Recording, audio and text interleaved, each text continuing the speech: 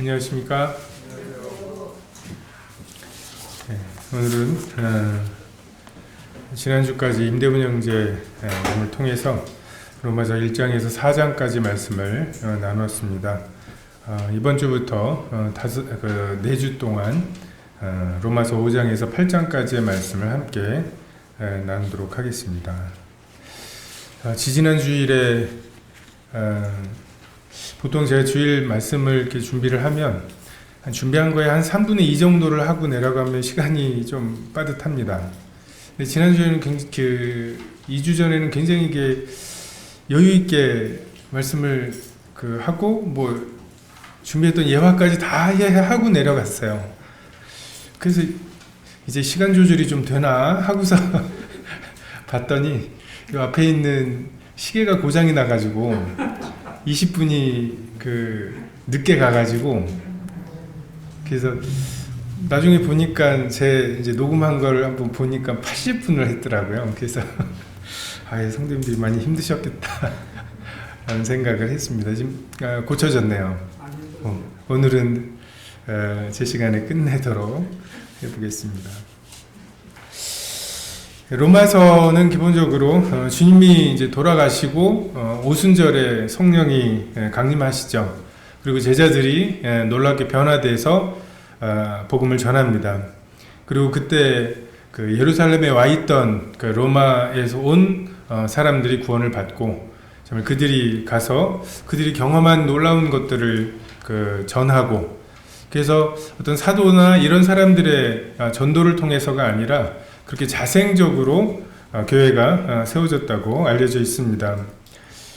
그러니까 얼마나 놀라웠을까. 구약에 굉장히 많이 읽었고 들었고 했던 그 말씀들이 그냥 구원받은 분들 경험하시잖아요. 그 전까지는 이게 뭔 말인지 모르겠는 수많은 말씀들이 읽으면 이게 그 말이구나, 그렇지, 이게 이렇게 연결되지 하는, 정말 이사야서 53장의 그 고난에 대한 말씀이 막 연결이 되고, 엘리 라마 사박다니, 이런 말씀들이 주님이 십자가에서 외치셨던 그런 말씀으로 연결이 될 때 참 그들에게 굉장한 기쁨이 있었을 거고, 그리고 성전의 기구들의 어떤 용도, 이게 왜 몇 규빗인 거고, 왜 높이가 그런 거고, 저희 청년 때 굉장히 성막에 대한 게 성도 집회 때 많이 전해졌던 그런 기억이 나는데,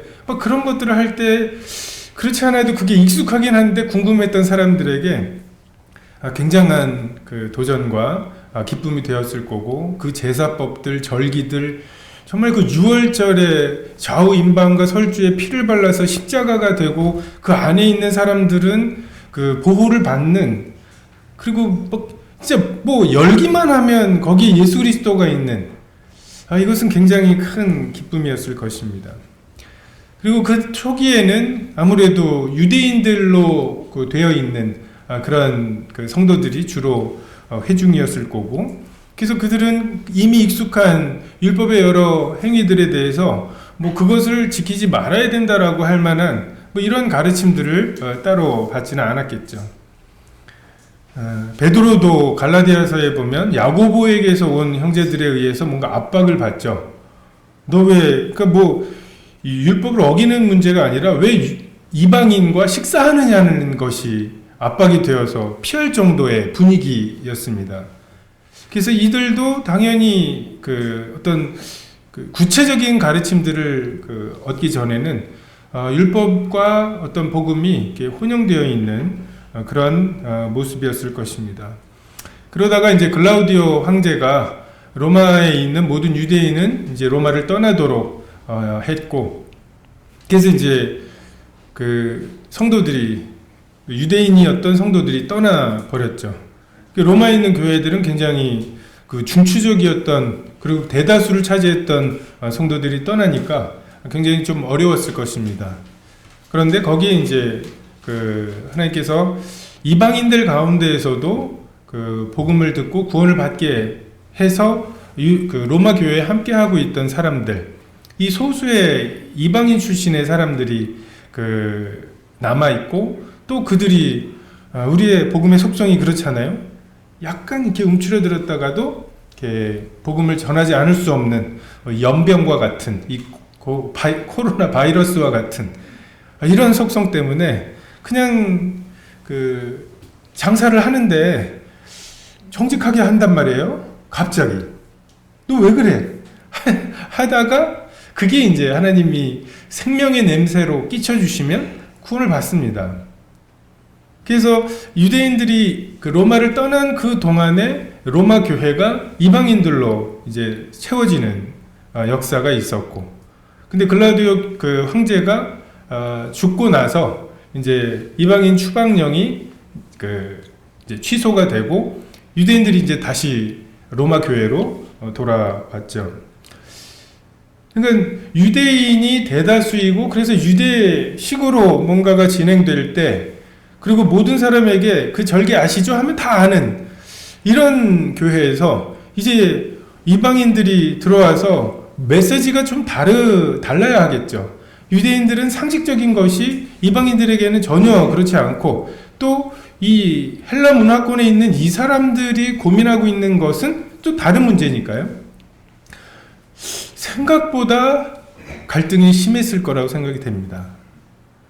우리는 말씀으로 구원을 받고 말씀에 목숨을 걸도록 배웠잖아요.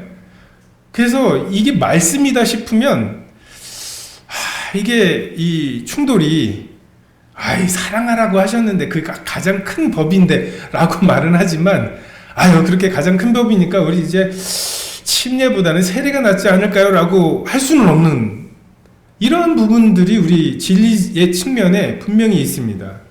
그래서 애찬을 하더라도 이건 먹을 수 있냐 없냐가 다르잖아요. 굉장히 잘못하면 굉장한 충돌이 있을, 더구나 유대인만을 통해서 역사하시던 하나님이 이제 예루살렘과 온 유대와 사마리아와 땅끝까지 복음을 전파하려고 하시는 이러한 와중에 바울의 서신서들의 대상이 되는 수많은 교회들, 그래서 유대인과 이런 유대인 출신의 그리스도인과 이방인 출신의 그리스도인, 그리고 또 유대인 출신의 그리스도인이라고 하고 있지만 그냥 유대주의자인, 구원받은 적이 없는 이런 사람들이 함께하고 있는, 이것은 우리가 생각하는 것보다, 우리가 이제 초대교회에 대한 어떤 로망이 있죠. 초대교회는 이랬을 거야. 왜 우린 그러지 못할까? 이런 것들이 있는데, 사실 그 당시에 그분들은 또 그들의 어떤 우리가 지금 논한 이런 문제들이 있었을 것이라고 생각이 됩니다. 물론 결론적으로 말하면 사도 바울의 이 일에 대한 이런 갈등에 대한 해답은 분명합니다. 바울은 의롭다 하심도 믿음이고, 의롭다 하심을 받은 후에 의롭게 되는 거룩한 삶을 살게 되는 성화의 삶도 믿음으로 된다. 그리고 사도 바울은 더욱 믿음만으로 된다. 믿음에 무언가를 섞지 말아라. 갈라디아서에 보면 믿음에 무언가를 섞으려고 하는 것에 저주가 있을 거라고 말씀하시고, 그것은 사도 바울의 모든 서신서에 공통적으로 나타나는 것입니다. 이러한 상황 속에 로마서 1장에 이방인이 죄인인 것을, 그리고 2장과 3장에 유대인이 죄인이고 모든 사람이 죄인이고 하나님의 영광에 이르지 못하게 되는 것에 대해서, 그리고 믿음으로 의롭게 되는 것에 대해서 4장에 다윗과 아브라함을 통해서 우리에게 말씀하고 있죠. 1절에 보면, 그러므로 우리가 믿음으로 의롭다 하심을 받았으니 우리 주 예수 그리스도로 말미암아 하나님과 화평을 누리자. 종교와 신앙을 가르는 세 가지 질문이 있습니다. 의롭게 되는 것이 율법의 행위냐, 은혜냐? 그리고 구원받은 이후에 거룩한 삶을 살게 되는 것이 은혜냐, 율법의 행위냐?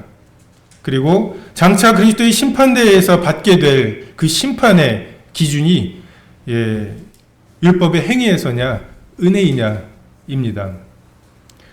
의롭다 하심, 칭의라고 하는 것은 의롭다 하시는 어떤 자격을 주시는 거죠. 그냥 금방 그 선악을 알게 하는 나무 실과를 따먹고 그 숨어있던 그 아담과 하와에게 가죽옷을 기어 입히시는, 그 가죽옷을 입기 전과 후에 아담의 상태는 전혀 변함이 없습니다. 다만 하나님께서 예비하신 가죽옷을 그 아담과 하와가 받아들이는 것, 이것만으로 하나님께서는 죽어야 할 아담 대신에 대신 죽은 그 죽을 이유가 없는 이 그 짐승의 그 의로움을 그냥 전가시켜 주시는 거죠. 하나님께서 우리를 의롭다 하셨을 때 그 의로움은 예수 그리스도의 의로움입니다. 죄를 용서받은 의로움이 아니라 죄를 알지도 못하는 의로움. 결혼한 두 사람 중에 한 사람이 그 불륜을 저질러서 그 깨질 위기가 있었는데 다른 한편이 이것을 용서해 주어요. 근데 여전히 이 사람은 자기가 용서받은 사람이라고 하는 그런 생각을 하면서 나는 용서를 받은 은혜를 입은 사람이야 라고 하는 기억을 가지고 있죠.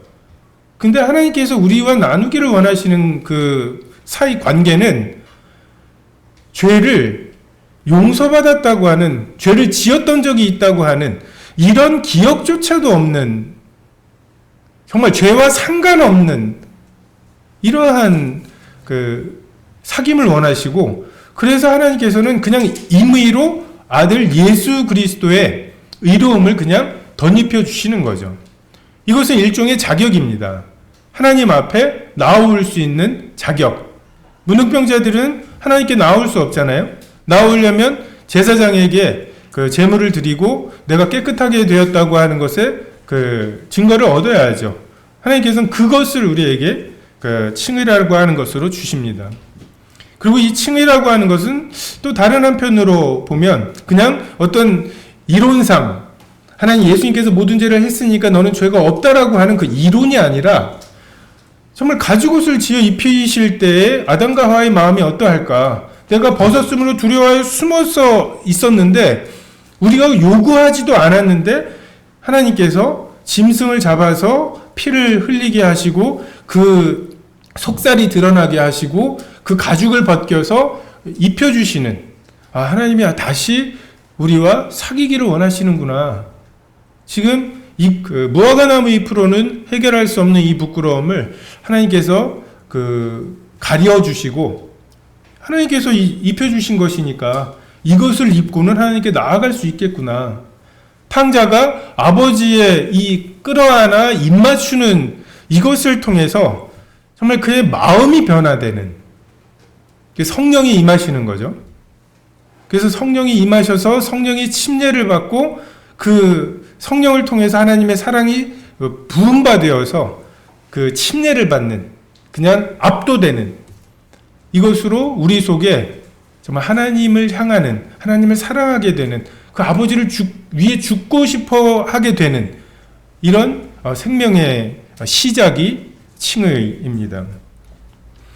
하나님 앞에 서야 그분의 영광을 보고 영광으로 영광에 이르게 되는, 이게 하나님의 방법인데, 내가 벗었으므로 두려워하여 숨었어요. 숨어서만 할 수 있는 짓들을 또 하고 어두우니까 할 수 있는 짓들을 합니다. 근데 또 어두워서 어두운 줄도 몰라요. 내가 얼마나 죄인인지도 몰라요. 빛이 와야 빛과 어두움이 나눠지고 빛이 얼마나 빛인지, 그리고 내 삶이 얼마나 어두움인지를 알아야 이건 조금 내가 좀 고쳐서 하면 돼. 이건 어두움 속에서 하는 일이에요. 그냥 촛불 10개 가지고 5개를 판단하고 5개는 10개를 시샘하고 막 이러는 거는 10개 조금만 하면 10개, 5개 정도 보충할 수 있는, 이럴 때 우리는 열심히 그 종교 생활을 합니다. 근데 빛을 보고 나면, 태양을 보고 나면, 저게 우리의 기준이라는 걸 보고 나야 우리가 가지고 있는 더러운 옷과 같은 이 나의 의를 포기하게 되고 하나님께 은혜로 주시는 믿음을 구하게 되죠. 근데 지금 그게 그 구조적으로 차단되어 있죠. 빛을 떠나서 어둠인 줄도 모르고, 그래서 빛이 필요한 줄도 모르는 이러한 우리들을 구원하실 단 하나의 방법, 그냥 주권적으로 그분의 의로움을 인쳐 주시는, 다 이루신 예수 그리스도의 그 공로를 근거로, 아니 현장에서 잡혔잖아요. 사도 바울은 그냥 그 예수 믿는 자들을 핍박하기 위해서 가두고 스데반이 죽는 거, 아니 현장범인데 조금이라도 고쳐서 하신 것이 아니라 그냥 그 자리에서 그 빛을 비춰주시죠. 그냥 의롭다고 칭해버리시는, 정말 자기도 의로우시며 예수 믿는 자들을 의롭다 하시는, 이게 이제 칭의의 모습입니다.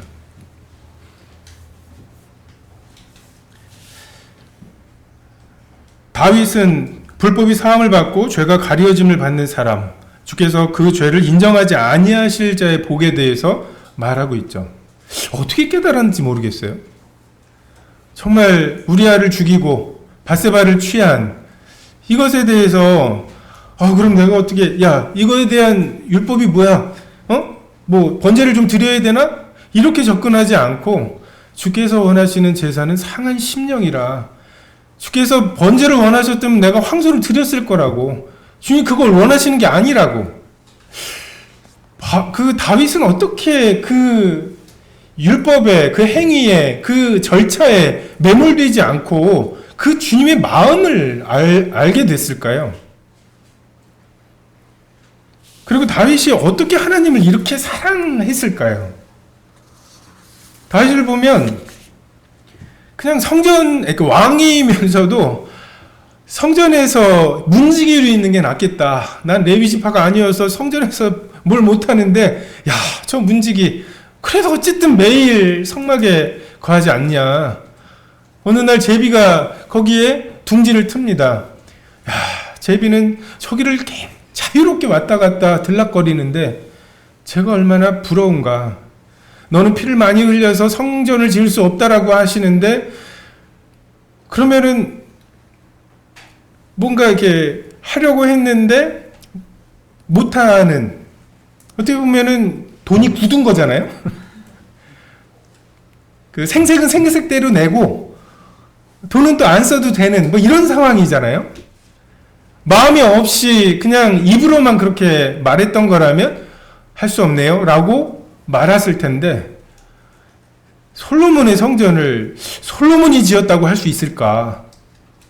다 준비해 놓고, 설계 다 해놓고, 준비할 걸 다 준비해 놓고 그냥 계속 만든 건 아니에요? 하면서 다 준비하죠.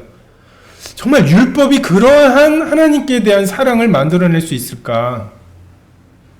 어떻게 이 다윗의 삶과 헌신을 무엇으로 설명할 수 있을까?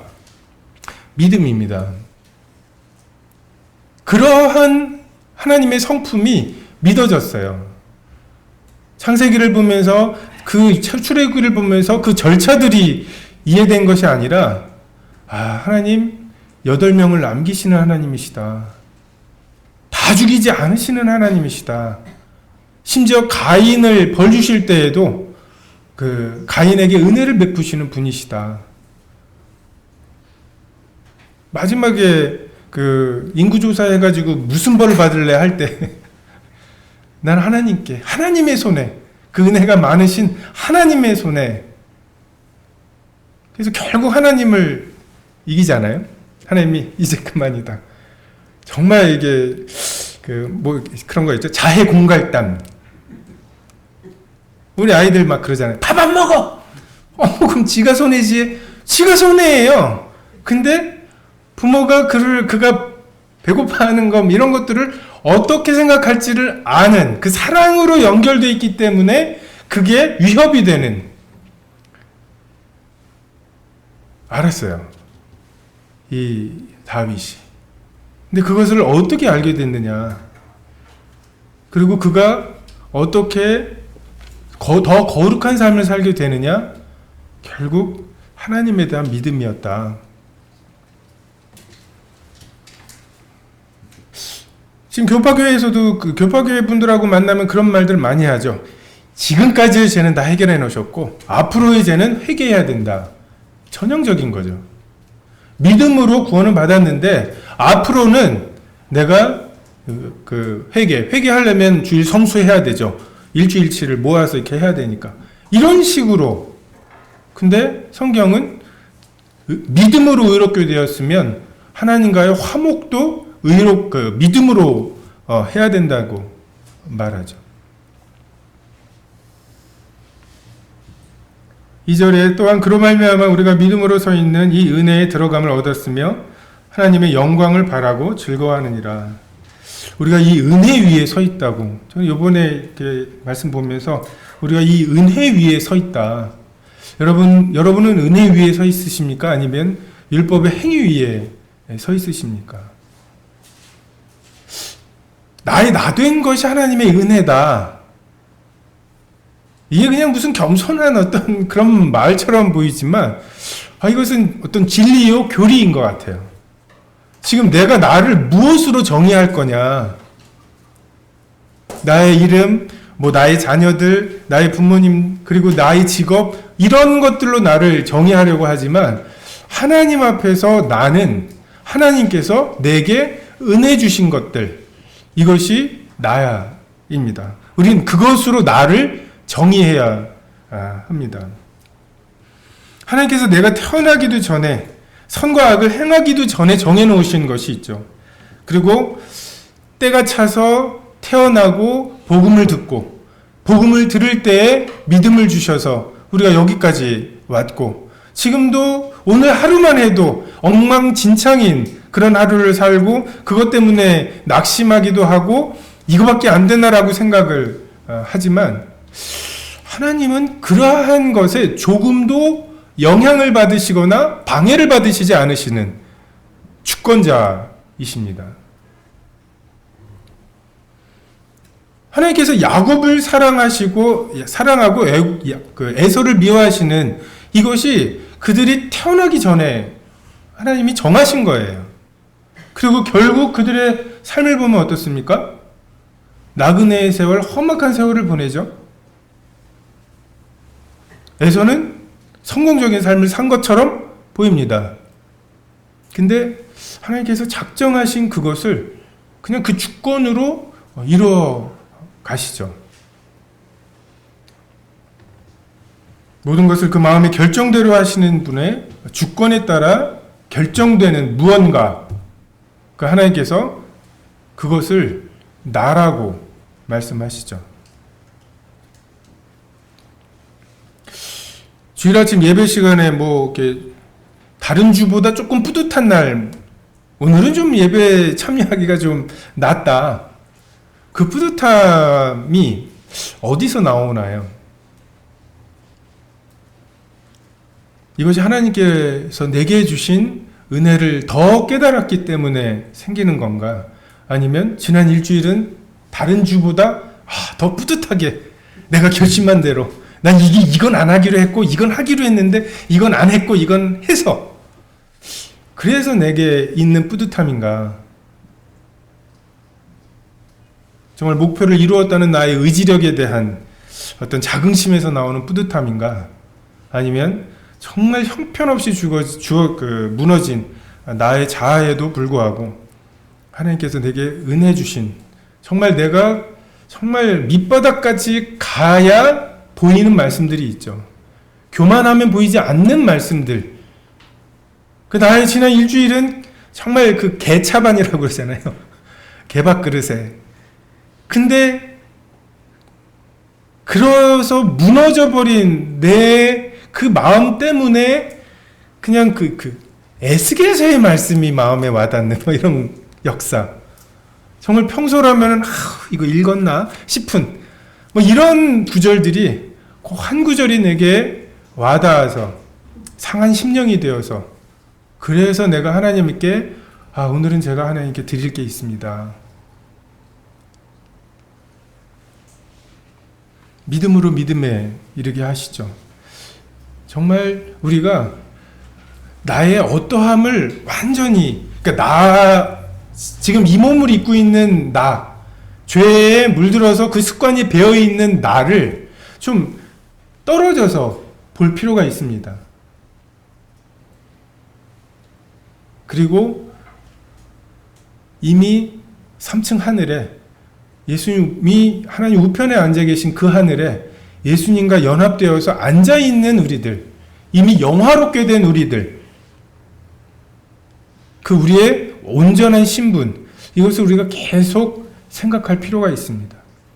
믿음으로 믿음에 이르게 하시죠. 내가 왕자여야 왕자답게 살 수 있습니다. 거지인데 왕자답게 되면 왕자의 신분을 준다? 결코 되지 않습니다. 왜냐하면 우리는 믿음으로 살아가는 존재들이거든요. 그리고 이 믿음만이 이 우리가 서 있는 이 은혜의 들어감을 얻습니다. 율법의 행위는 성공하면 자기의 의로움과 교만함이 됩니다. 그리고 실패하면 죄책감과 또 새로운 결심. 그래서 이게 쳇바퀴가 계속 돌아요. 그러니까 이 은혜에 들어가게 만들 수가 없습니다. 율법에 대한 열심은.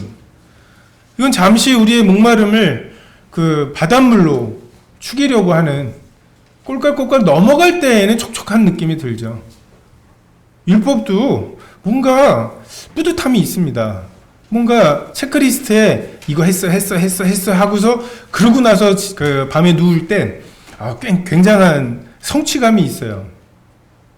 근데 율법은 우리 마음 가장 깊은 곳에 우리의 마음을, 우리의 믿음을 변화시킬 수 있는 능력이 없습니다. 오직 성령으로, 오직 예수 그리스도로, 오직 은혜로 가능한 일들이거든요.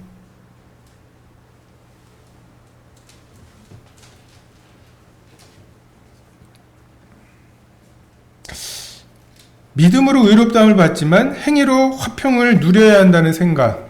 잠시 전에 말씀드린 것처럼 지금까지의 죄는 다 사하셨지만 앞으로의 죄는 하루하루 회개해야 된다. 이 복음과 단번에 영원히 이루셨다. 이 복음 중에 왜 그렇게 사람들이 이것에 기울어져 있을까? 저는 이게 우리 속에 있는 교만함의 찌꺼기인 것 같아요. 그래, 내가 의롭다 하면 내가 뭐 어떻게 못하겠다. 이건 하나님이 하셔야 되는데, 아니, 그러고 나면 이제 앞으로의 삶은 그래도 우리가 좀 살아야지. 우리가 하나님께 좀 하나님 기쁘시게 할 만한 삶을 살아야지. 그럴 수 있다고 생각하는 거죠. 다시 에덴 동산의 기회가 주어지면, 그러니까 다시 에덴 동산의 선악과와 그 생명나무 앞에 우리를 세워두면 나 이제 생명나무 택하지. 그러니까 이런 사람들은 이 뒷부분에 나오는 아담과 예수 그리스도를 대비해 놓은 아담의 죄가 유전됐다는 것이 마음에 안 드는 거예요. 아담의 죄가 나에게 유전되어야 예수 그리스도의 의로움이 나에게 유전이 될 거 아니에요? 근데 아니, 그러니까 지금까지는, 과거는 해결해 주시면 앞으로는 제가 살겠습니다. 자신 있거든요. 이러는 동안 온전한 하나님의 은혜의 복음은 이렇게 왜 그렇게까지 하셨어? 가치가 없어 보이는 거예요. 그리고 이게 훨씬 더 하나님의 말씀처럼 보이는 것입니다. 하나님의 영광을 소망하며 즐거워한다. 믿음으로. 모세 시내산에서 십계명을 받을 때 어떠했습니까? 하나님의 영광은 드러나죠. 하지만 두려워했습니다. 율법의 행위로 하나님께 나아가려고 하는 시도들은 하나님의 영광을 볼 수는 있어도 그것이 두려워요. 근데 그 믿음으로 나아가는 사람들, 그 은혜로 나아가는 사람들, 이런 사람들은 하나님의 영광을 소망하며 즐거워합니다. 모든 사람이 죄를 범하였음에 이르지 못했던 그 영광에 이제 그것을 소망하며 즐거워하게 되는 것, 이것이 우리가 믿음으로 서 있는 이 은혜에 들어감을 얻었다. 믿음으로 이 은혜에 들어감을 얻었다고 하는 말씀의 의미입니다. 아브라함이 하나님과 화목을 누렸죠. 내 자손이 하늘의 별과 같을 거라고. 근데 그걸 믿었어요. 근데 우리의 삶을 보면 그렇지 않습니까? 그때 내가 믿은 것 같지만 사실 믿음을 주신 거죠. 하나님께서 아브라함에게 믿음을 주셨습니다. 노아에게 정말 장차 올 이 홍수에 대한 경고를 받았어요. 보이지 않았지만 보이는 것처럼 돼버렸는데 방주를 안 질 방법이 없잖아요. 방주를 만드는 것은 노아의 헌신이 아니었습니다. 나와 내 가족을 살려야 되는데.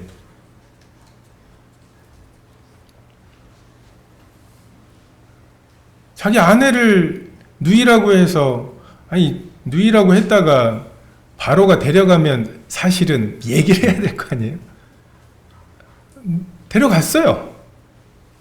근데 하나님께서 주권적으로 막으시고 그 재물들을 얻어서 나오게 하시는 그 은혜를 경험한 아브라함이 그 소돔 들녘을 보며 에덴 동산 같고 하나님 여호와의 그 동산과 같은 정말 내가 봐도 딱 좋은 그곳을 내가 먼저 선택할 권리가 있었음에도 롯에게 내가 좌하면 내가 우하고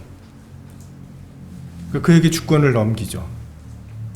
은혜를 경험한 사람들의 진정한 그 은혜를 누린 그 평화를 누린 증거는 다른 사람이 은혜로 사는 것을 기뻐하는 것 같아요. 가만히 보면은 은혜 아니면 살아갈 수가 없다고 하면서 굉장히 받은 은혜를 좋아해요. 근데 남들도 은혜로 사는 거 보면은 쟤는 왜 저렇게 날 버려두시지? 뭐 이런 거 있죠. 그건 좀 온전한 은혜를 누리지 못하는 게 아닌가. 마치 그 백데나리온 그 탕감받은 사람, 백데나리온인가요? 자기가 용서를 받았음에도 그 10,000달란트를 탕감받고도 백데나리온 자기에게 빚진 사를 그 멱살을 끌고 옥에 가둔 사람 같이 내가 은혜를 받아서 은혜로 산다면 그것에 합당한 반응은 누군가가 또 은혜로 사는 것을, 다시 말해서 하나님이 저 사람을 봐주시는 것을 용납하는 거예요. 그리고 더 나아가서 내가 그에게 은혜를 베푸는 거죠. 아브라함이 그러했고 또 요셉이 그러했죠. 하나님께서 내가 왜 여기 와 있어야 되나? 나는 아버지의 사랑받는 아들인데 종으로 얼마나 고됐겠습니까? 그리고 거기에서 그 죄수로.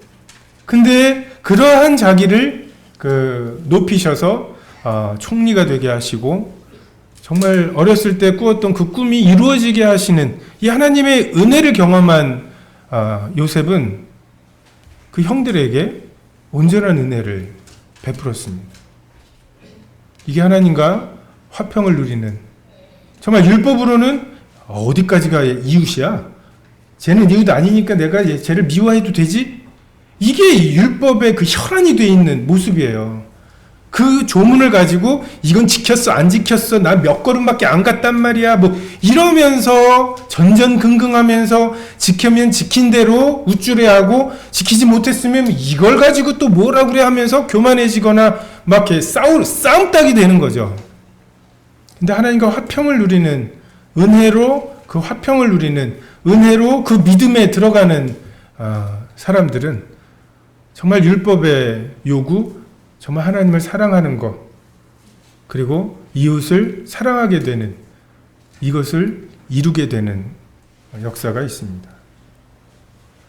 3절에 다만 이뿐 아니라 우리가 환난 중에도 즐거워하나니 이는 환난은 인내를, 인내는 연단을, 연단은 소망을 이루는 줄 알미로다. 우리가 환난이 있으면 뭔가 우리 소속이 다른 것을 알게 되는 것 같아요. 평소에 선생님들하고 그냥 좋게 지내요. 꽤 친하게들 지내고, 요번에 결혼식 때 식사를 안 하니까 이렇게 답례품으로 지금 와인이 6병이 생겨가지고 그래서 그 6병을 가지고 이제 학교의 선생님들한테 이제 한 병씩 먹을 사람도 선물 줄 사람도 없다. 그래서 이제 한 병씩 주고, 그리고 술 마시는데 저 데려가는 걸 되게 좋아해요. 안 마시는 사람이 있어야 운전사가 되잖아요. 잘 지내는데 어떤 시점에 정말 회식 자리에서 나 혼자 고기 굽는 거 이럴 때, 아, 내 소속이 여기가 아니구나. 어느 정도까지 함께 할 수 있지만 더 이상 들어갈 수 없는 한계가 있구나. 이 환란이 우리에게 순간순간 그런 역할을 합니다. 출애굽한 다음에 이스라엘 백성들의 삶을 보면, 야, 핍박이 없었으면 그들이 나오려 했을까요? 거기 너무 좋아했잖아요.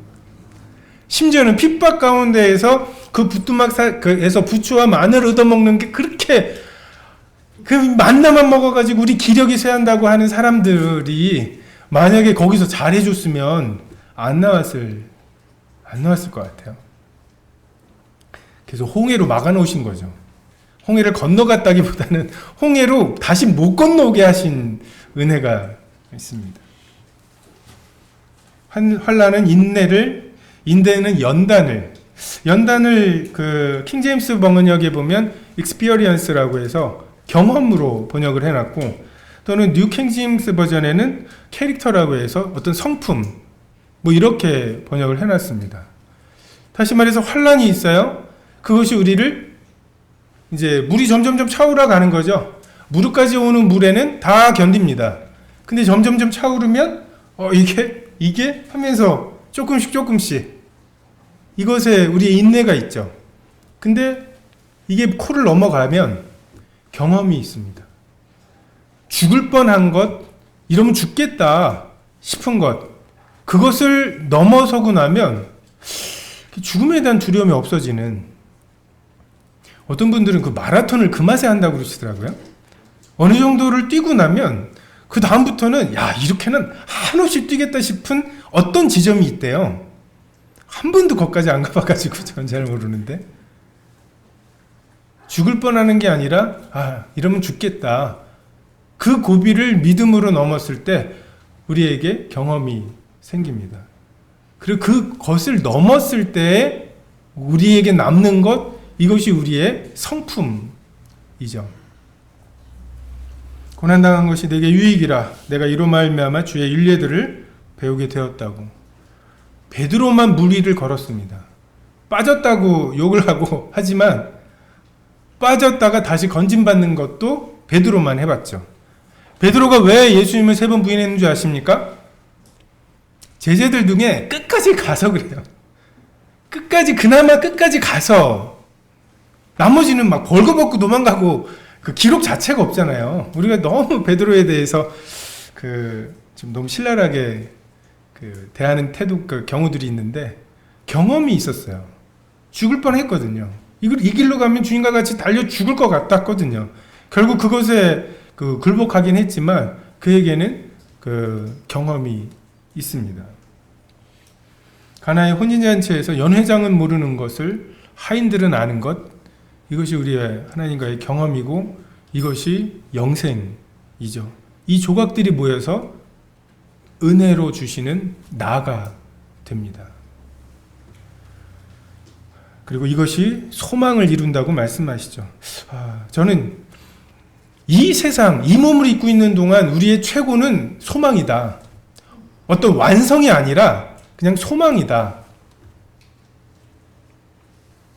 모든 해답을 다 가지고 모든 해답을 알고 후련하게 이 몸을 벗는 것이 아니라 정말 계신 그대로를 보게 되는 것은 장차 있을 일이고 그건 소망이죠. 그것을 믿음으로 채워가는 것이지, 이 땅에서 우리가 완성까지 하려고 하는 것은 하나님의 방법이 아니다. 의에 줄이고 목마름을 그냥 아직은 충분한 의로움을 행하지 못하고 아직은 아쉬움이 있는, 내가 이 몸을 벗고 나면 하고 싶은 이러한 갈증을 가지고 주님께 가는 것, 이것이 관건입니다. 소망이 우리를 부끄럽게 하지 아니함은 우리에게 주신 성령으로 말미암아 하나님의 사랑이 우리의 마음에 부은 바 되었다고. 하나님의 사랑은 성령을 통해서만 깨닫게 됩니다. 성령의 임재가 없이는 이 말들을 이해할 수가 없죠. 정말 그 거듭남의 감격과 능력, 이것은 경험한 사람들만 알 수 있습니다. 경험이 없는 사람들, 율법으로 그렇게 얽어매도 제대로 못하는 사람들을 율법이 아니라 하나님이 주시는 믿음으로 가능하다고 말하는 게 굉장히 불안해 보이는 것 같아요. 완전한 속죄를 말하면 교회가 운영이 되냐고 하는 사람이 있는가 하면 그래서 조금만 잘 나오면은 집 사주고 막 이렇게 해가지고서 뭔가 감투를 줘야지 사람을 그 교회에 남길 수 있다고 생각하는 이러한 태도들이 있죠.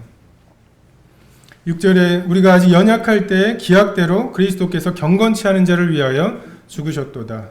의인을 위하여 죽는 자가 쉽지 않고 선인을 위하여 용감히 죽는 자가 혹 있거니와 우리가 아직 죄인 되었을 때 그리스도께서 우리를 위하여 죽으심으로 하나님께서 우리에 대한 자기의 사랑을 확증하셨느니라.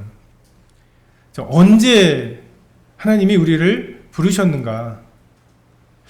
우리가 자꾸만 이렇게 낙심하는 경우들이 있고, 근데 그 낙심이 외부에서 오는 어떠함 때문에 오는 낙심도 있습니다. 경제적으로 또는 몸이 아파서, 그리고 지금 사회적으로 정말 하나님을 거역하는 이런 사회 분위기들, 이런 것들 때문에 너무 거대해서 낙심되는 이러한 것들이 있죠. 근데 많은 경우가 우리가 우리 자신에게 느끼는 낙심이죠. 정말 이거밖에 안 되나? 이게 바닥이라고 생각했는데 지하로가 있는 이것을 보면서 정말 이제 하나님께 잘못했다고 다시는 안 그러겠다는 말도 못할 면목도 없고 자신도 없는 이것으로 낙심될 때가 있는 것 같습니다. 우리가 가지고 있는 소망, 죄를 알지도 못하신 분의 의로움, 아이고 율법의 의로움 정도나 좀 했으면 좋겠다. 이런 낙심함이 있어요. 저기를 어떻게 도달해? 지금 이 모양인데. 근데 이 말씀을 믿으시기 바랍니다. 소망이 부끄럽게 하지 아니함은 성령으로 말미암아 하나님의 사랑이 부은 바 되었다고.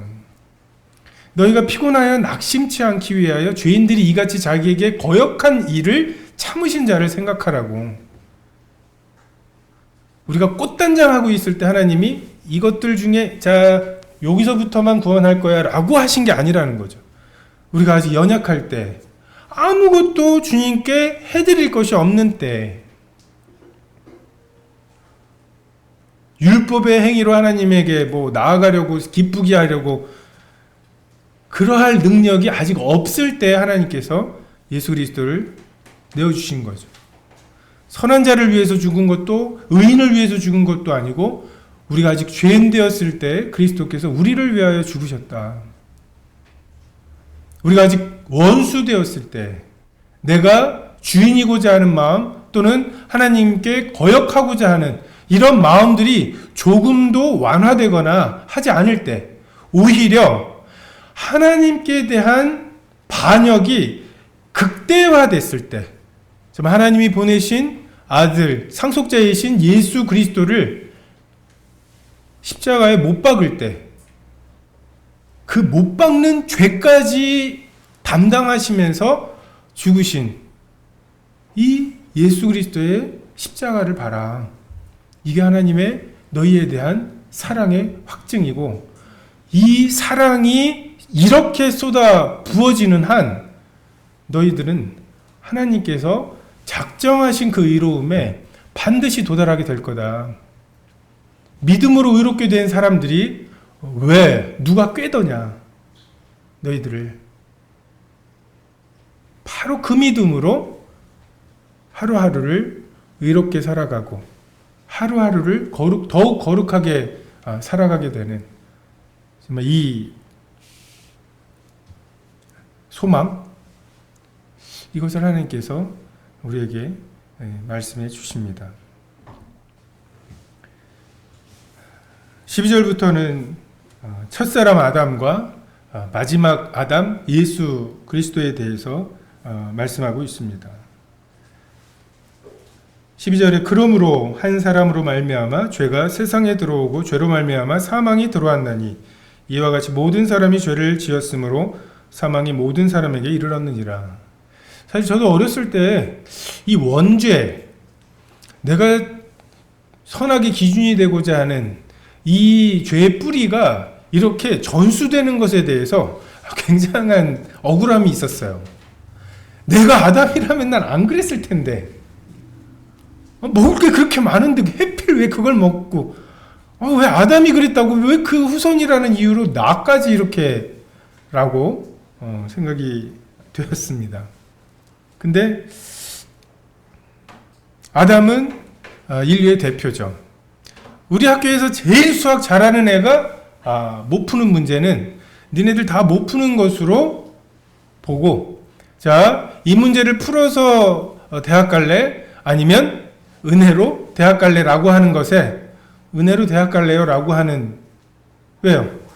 최고의 사람, 최고의 조건에서 아담은 실패했죠. 모든 것을 먹게 하시고 하나를 못 먹게 하셨는데 그것에 실패했습니다. 마지막 아담이신 예수님 40일을 금식하시고 유혹이 왔는데, 최악의 상황이죠.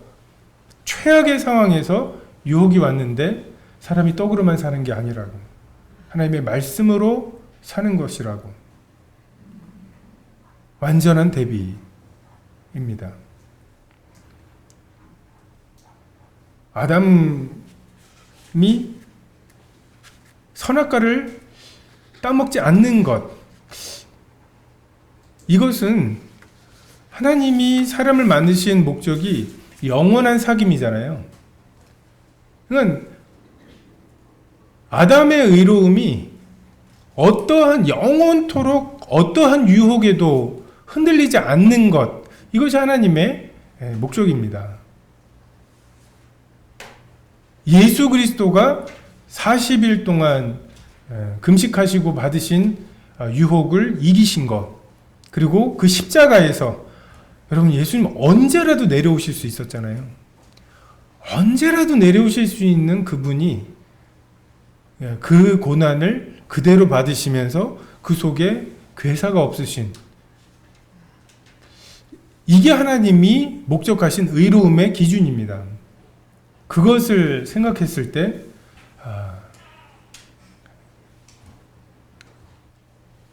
예수님이 하나님이시라는 증거 중에 하나죠. 그건 하나님만이 이루실 수 있는, 극복하실 수 있는 유혹이고, 인간은 가장 좋은 환경에서조차도 그것을 극복하지 못하는 상황입니다. 아담의 범죄로 인해 사망이 이르렀죠. 사망은 몸이 죽는 것 외에, 정말 아담은 1000년을 더 살았잖아요. 거의 영생이 사라진, 하나님과의 사귐이 사라진, 하나님이 아담을 부르시죠. 내가 어디 있느냐고. 근데 아담의 대답은 저 여기 있어요라가 아니었어요. 내가 벗었으므로 두려워하여 숨었나이다. 하나님이 가인을 부르셨죠. 내가 아우를 지키는 자입니까? 근데 하나님께서 아브라함을 부르셨을 때 내 독자 이삭을 드리라고 하시기 위해 아브라함을 부르셨을 때 아브라함의 대답은 주여 제가 여기 있습니다. 지금 이걸 원하시는 거예요. 아담이 깨뜨린 것이 이것입니다. 하나님이 우리를 뭔가를 맡기시기 위해서, 시키시기 위해서 부르셔요. 어디로 부르시나요? 십자가로 부르시죠. 그럴 때 우리가 저 여기 있습니다 하실 말씀이 있으신가요? 쟤 죽은 것 같이 보이는데 가서 한번 봐라. 어디 강도가 있는 것 같은데요? 불쌍하잖아. 이게 하나님의 우리의 부르심이고 거기에 영생이 있죠. 아담의 불순종, 범죄로 인하여 그것이 깨졌습니다. 우린 조금도 위험한 곳 십자가의 삶으로 가지 않도록 주의하게 되어버렸습니다.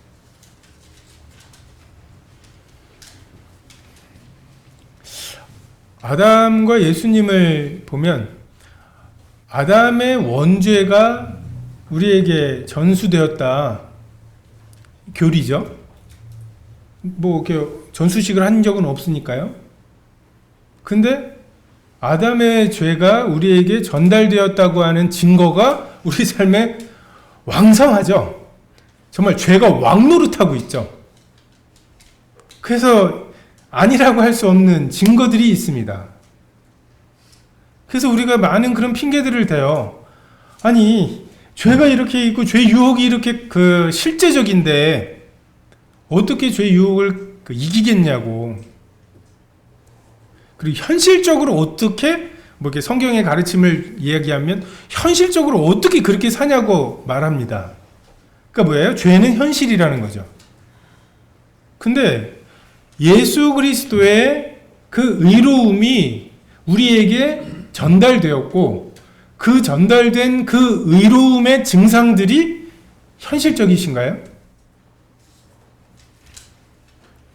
어떻게 아담의 죄가 우리에게 전달되었고 그래서 우리에게는 그 아담의 죄의 뿌리에서 나오는 죄의 열매들이 일주일 동안 또는 오늘 하루 동안에도 이렇게 왕성한 걸 보니까 그게 전달되었음이 분명하다. 증거들이 있잖아요. 이게 현실이잖아요. 그런데 그것과 마찬가지로 죄를 알지도 못하신 예수 그리스도의 그 의로움이 우리에게 전달되었고 그리고 그 전달되었다고 하는 그 증상들, 이것이 죄가 우리에게 전달되었다고 하는 증상만큼이나 현실적이냐는 거죠. 죄가 왕노릇한 것처럼 이 의로움이 우리 삶에, 오늘 하루의 삶에 왕노릇하고 있느냐. 이것이 단지 그냥 교리적으로 죄가 전달됐고 어떻게 전달됐어요? 왜 전달됐어요? 억울한데요? 라고 하는 것에 대해서 뭐 허리에 있었고 막 이런 지식적인 전달이 아니라 너 그런 죄의 열매들이 있지 않냐? 죄의 욕구들이 있지 않냐? 이것으로 증거를 댈 수 있잖아요. 그렇다면 마찬가지로 예수 그리스도의 의로움이 우리에게 전달되었다고 하는, 덮어 씌워졌다고 하는 이 증거가 정말 죄를 알지도 못하신 분의 생명력이 정말 우리의 삶에 적용되고 그것이 우리에게 증거가 되고 그래서 그것이 우리에게 소망이 되느냐입니다.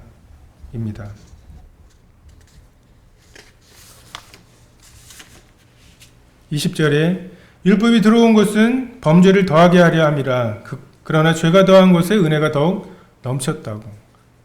율법의 행위로 하나님께 나아오려고 하고 의로움은 칭의는 믿음으로 받지만 이제 그래도 좀 할례도 행하고 야 이거 율법 선한 거야, 좋은 거야, 모세를 통해 주신 거야 라고 하는 그 유대주의자들, 이 사람들에게 사도 바울은 율법은 죄를 더하게 하려고, 율법이 임하면 우리 속에 있는 내가 주인이라고 하는 이것이 격렬하게 반응합니다.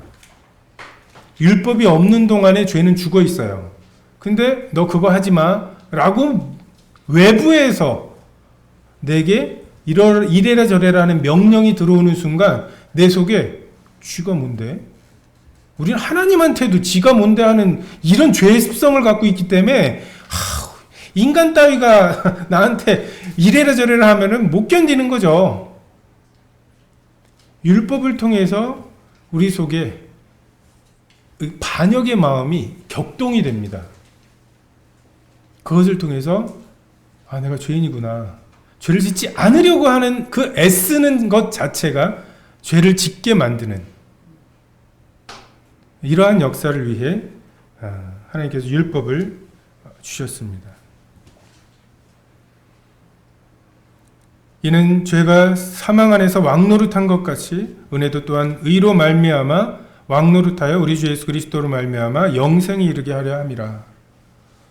조금도 피냄새가 나는 내가 원하는 것을 못하는 쪽으로는 조금도 가지 않으려고 하는 우리의 죄악된 습성이 있지만 그 은혜가 의로 말미암아 왕노릇하여 영생에 이르게 되는, 십자가에 이르게 되는, 그것을 통해 부활의 영광에 이르게 하시는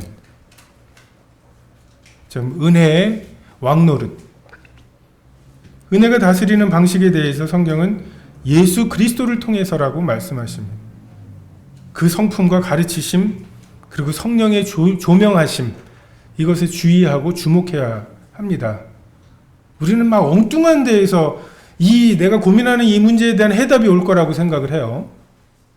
근데 성경은 의가 어떻게 우리에게 왕노릇하냐 하면 예수 그리스도를 통해서, 여러분 그분이 어떻게 사셨는지, 어떻게 말씀하셨는지, 어떻게 죽으셨는지 잘 생각해 보십시오. 그리고 의로움을 통해서, 의가 왕노릇할 때에는 어떻게 보면 율법이 왕노릇할 때보다, 죄가 왕노릇할 때보다 우리의 죄책감은 훨씬 더 커집니다. 하지만 의가 왕노릇하고 은혜가 왕노릇할 때에는 그것이 우리를 하나님 앞으로 인도해요. 죄는 자꾸만 우리를 무화과나무 아래로 내가 벗었으므로 두려워하여 숨게 만드는 거라면, 그 은혜는 우리를 하나님 앞으로 영생으로 인도합니다. 하나님의 사귐으로, 영생은 하나님과의 사귐이죠. 이 의의 왕노릇은 우리를 하나님과의 사귐으로 인도합니다. 결론은 그리스도의 통치가 실제적이냐,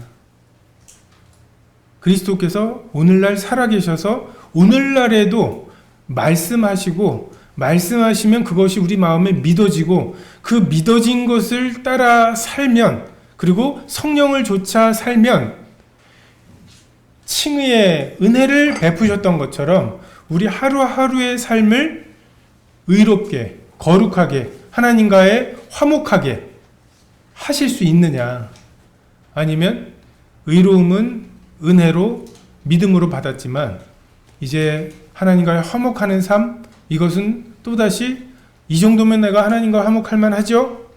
라고 내가 무언가로 만들어야 하느냐, 이 싸움입니다. 그래서 2000년이 지났지만 우리의 질문에 변한 것이 없습니다. 하나님이 살아계시냐, 그리고 그분의 역사하심이 충분하냐, 그분의 믿음 주시는 능력이 오늘날에도 충분하냐, 이 시대에도. 그래서 여러분 스스로 한번 그리스도의 통치가 실제적인가, 이것에 대해서 좀 생각해 보시면 좋겠습니다. 기도하시겠습니다.